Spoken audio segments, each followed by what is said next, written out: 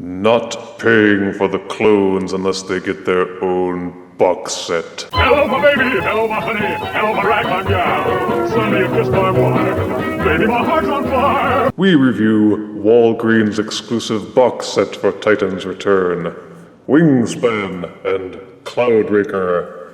Carrying on their remaking of latter-era Generation 1 figures, Wingspan and Cloudraker were clone Transformers. Each one came with a partner, both of which looked the same in robot mode but had different-looking alt modes.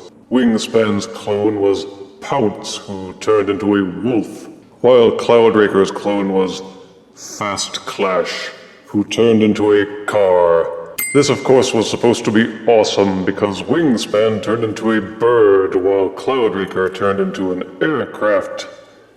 You get it? One is ground-based, the other is air-based. Anywho, this box set contains only one of each clone, the air-based clones. One Autobot, one Decepticon. Fast Clash was bundled into the Chaos on Velocitron box set, while Pounce is bundled only into the Siege on Cybertron box set. Both box sets are nearly 100 of your mortal smackers, so completionists who want all the clones are forced to pony up nearly $200 to get them. Jerk move, Hasbro. But at least you can get these without paying an arm and a leg if you can find them at your local Walgreens. The box is uniquely sized, containing 2 legend-size figures, in a rectangular box with a clear plastic window that shows off both figures nicely. It even has the cute little exclusive sticker. Character art is on the side panel, while studio shots of both figures in both modes are on the back. The multilingual bios are short and to the point. Wingspan, clone brother of Decepticon Pounce. Cloudraker, clone brother of Fast Clash. And that's it. So they are very clearly just plugs to get people to pony up and buy the other 2 figures. Well, let us unbox these more readily available clones and review them properly. Out of box, Wingspan and Cloudraker come with no accessories beyond the instruction booklet, and 2 trading cards with their included tech specs. Yeah, there we go. But they gave them no weapons of any kind. Boo. So we go straight to the figures themselves, starting with Cloudraker. This is his jet mode, which looks decent enough for the size. The tail fin seems to be buried between these 2 engine thrusters, making it useless. The colors are primarily a cherry red with an off-whitish gray, and black fins on the sides. The black Autobot symbol is pretty cool, though they have the standard red on the nose cone. And above that is one of the old-style heat decal stickers that were used to show Autobot or Decepticon symbols back in Generation 1. For the clones, this decal will reveal the secret of what their alt mode is.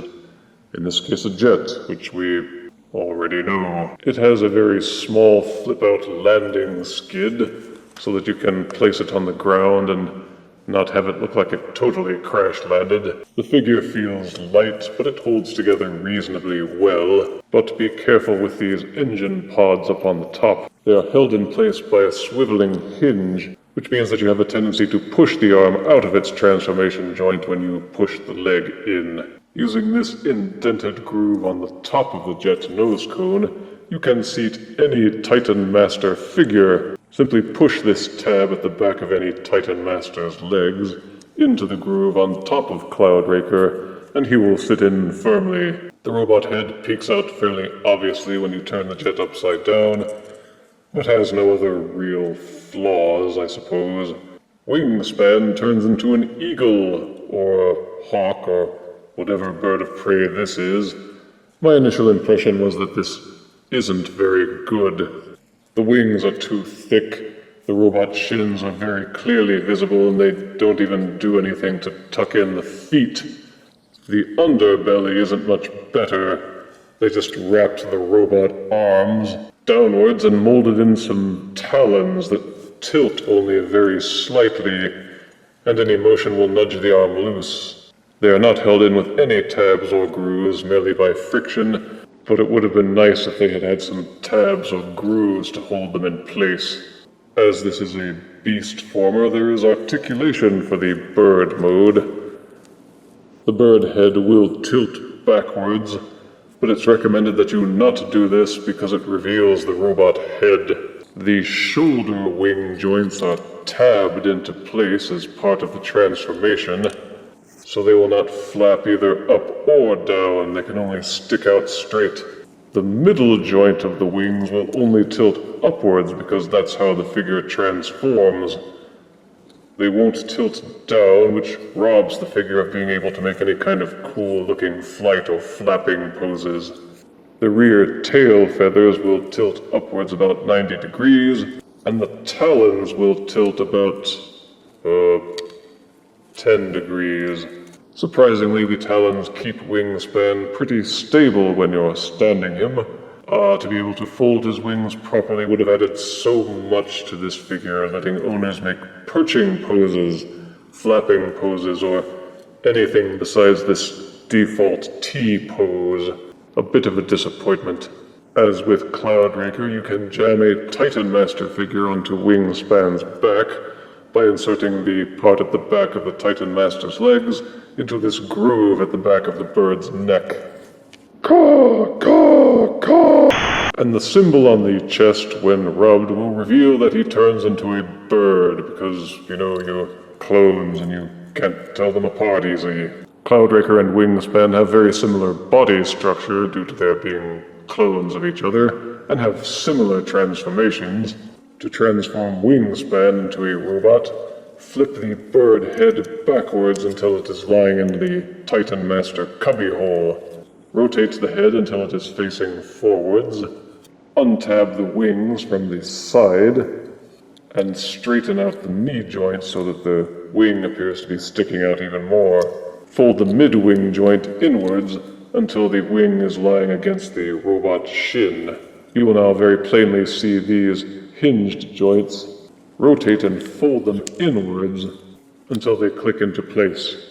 Fold the bird tail feathers upwards so that it's sticking up and back. Take the bird's chicken legs, swing these joints outwards to form the robot's shoulders.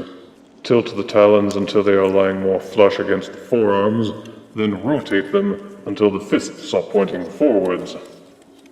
Use the mushroom peg joint to rotate the legs until the shin plates and the feet are pointing outwards.